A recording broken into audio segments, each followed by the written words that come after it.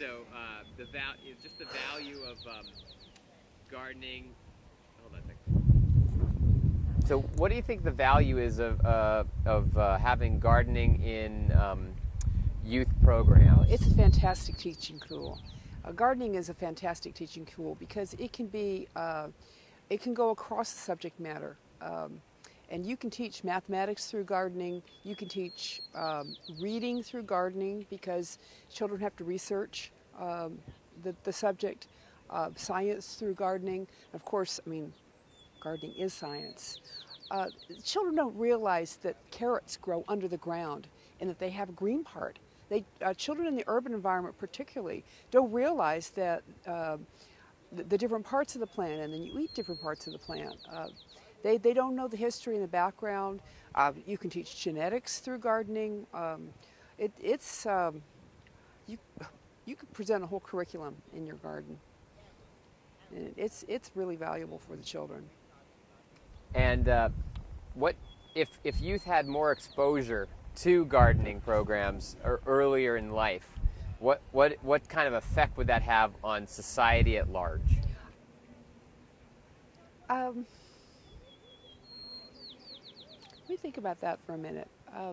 I think that exposing children at a young age to gardens can help them develop a sense of life and growing things outside themselves. And I think the children don't develop. I think this is one of the problems in our society, in our education system, that they're developing themselves without empathy.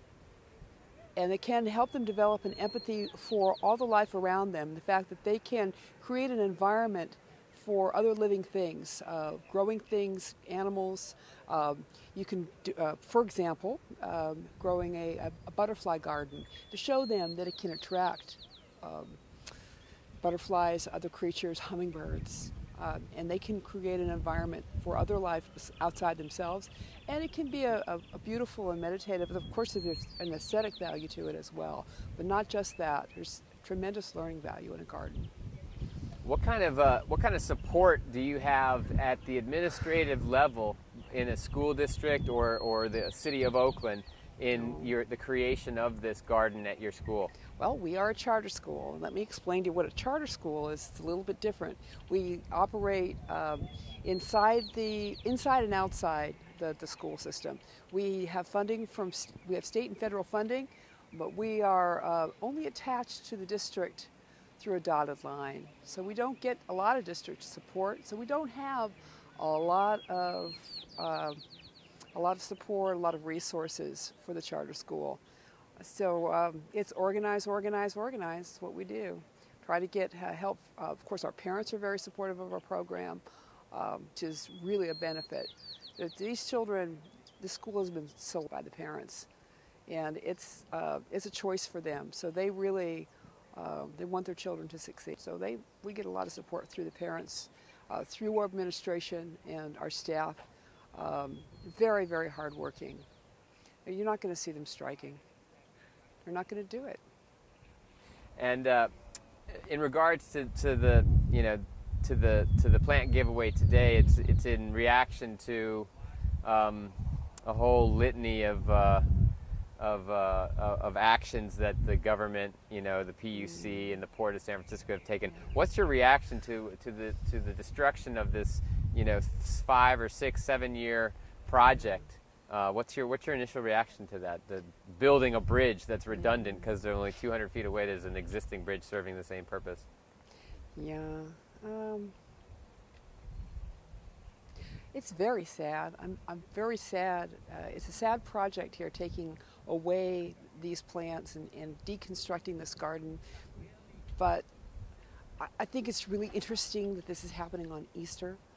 That this garden is dying, but it's going to live again in other gardens and other projects. It's going to be spread all over the Bay Area and live again in some and do, who knows, maybe just in people's backyards, but also in projects in schools like mine. It's really going to do a lot of good for us. We've really been looking for something. We need a lot of resources like this. So if you also know anybody who wants to donate to a charter school, I think it's really interesting that one of the main plants is this passiflora, which was named passiflora because of the Passion of Christ, and here we are on Easter, and because it looks something like a cross. So, I don't know. I feel challenged to make this garden and pass it on, and hopefully make the passiflora grow in East Oakland as well. Awesome. Well, thank you very much. Do you have any final thoughts or comments other than the questions I've asked?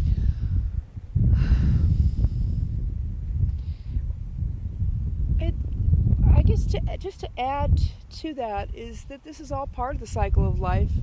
In order to grow, sometimes you do need chaos.